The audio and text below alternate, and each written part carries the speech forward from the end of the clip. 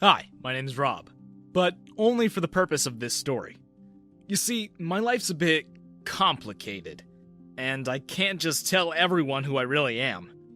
I grew up poor, but then I found out that my dad's the most famous actor in Hollywood.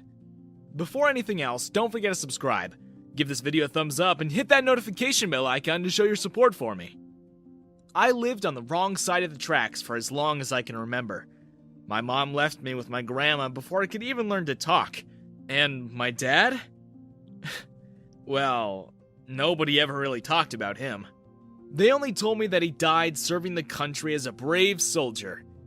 Given that grandma was old and only relied on her pension, we were always living a hand-to-mouth existence. There was never any extra money for anything nice.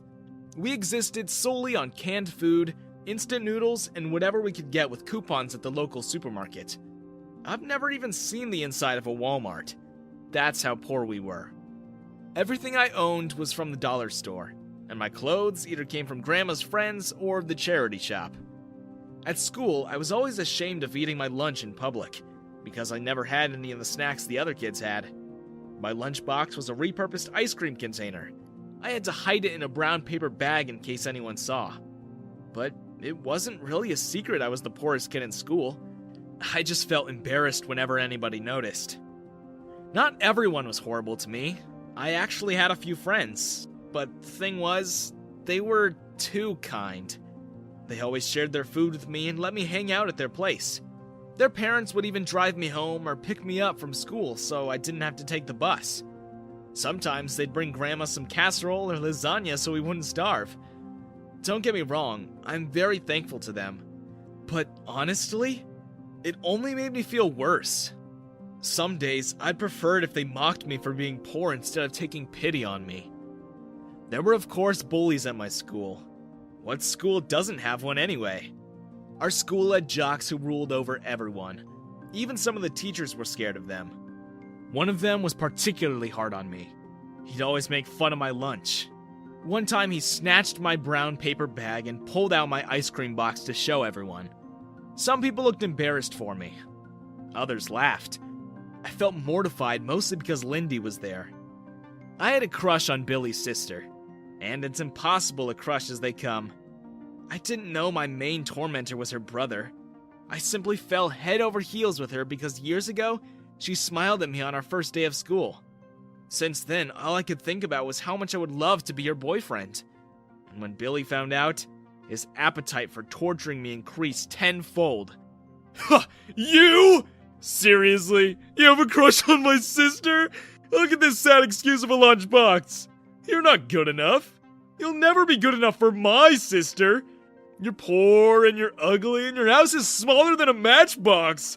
I bet I can level it by just blowing on it. Bet I'd make your grandma cry. Don't you ever talk about my grandma. Billy laughed. Oh? Oh, you're talking back now, huh? He elbowed me and hit me square on the stomach with his knee. I doubled over and fell to the floor. Learn your lesson, you stupid oboe. Come, Lindy. If you look at him too long, the poor will rub off on you. Lindy flipped her hair and looked down her nose at me. But I couldn't help it. I really liked her a lot. Maybe my reasons were just skin deep because I do find her very pretty. But all throughout high school, I tried to get her attention. And every time she'd ignore me or push me away. When we got assigned as partners in chemistry, she begged the teacher to switch with someone else because according to her, I smelled like train tracks. And when I asked her to prom, her friends laughed at me and she slapped me for even trying. But then, one summer, a miracle happened. A limousine pulled up at Grandma's house. And someone I thought only existed in the movies and TV shows was right in front of me. He hugged me, and I tried to get away, afraid that my dirty clothes would ruin his shirt. What's happening? Did we win some sort of charity thing? I remember thinking. But then, I saw the look on Grandma's face. It was a look of recognition. How would my grandma know someone like him? Then, her shock turned into anger.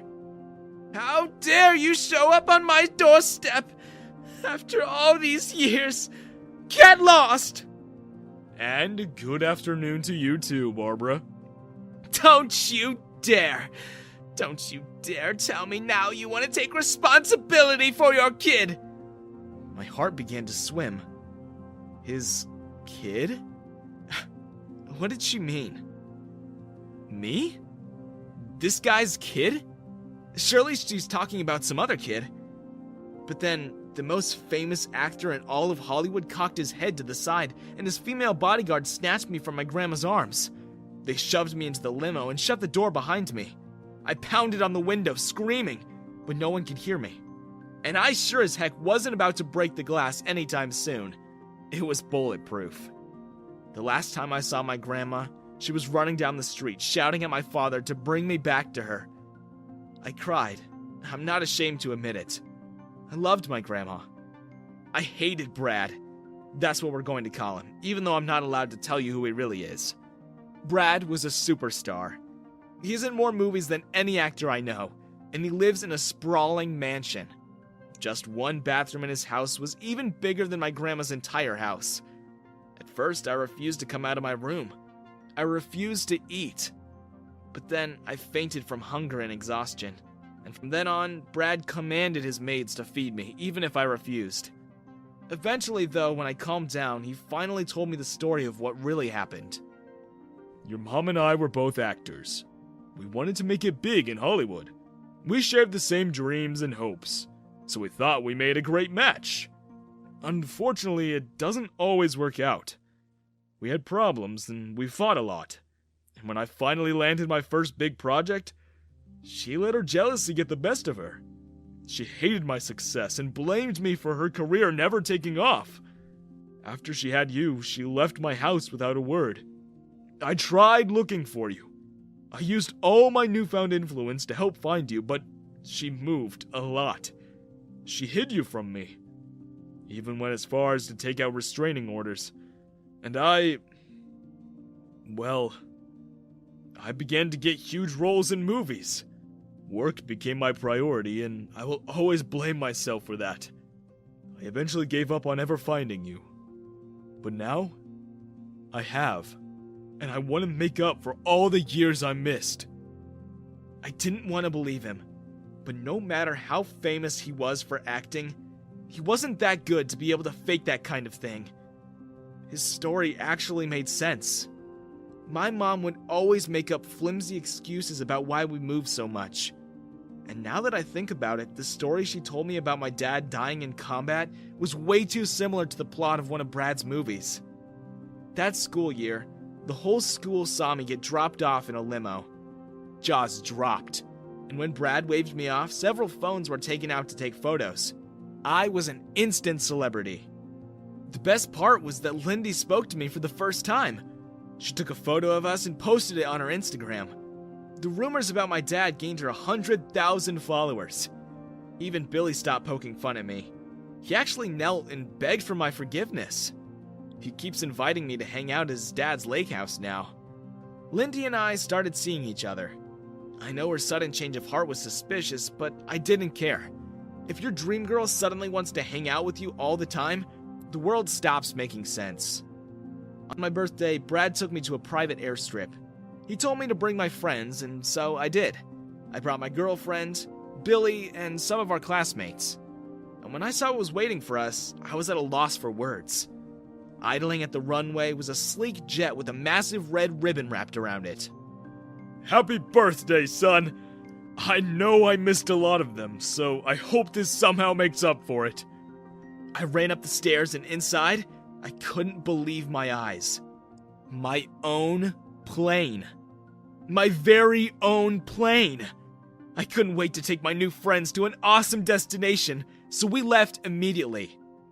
But that day, my world also crumbled.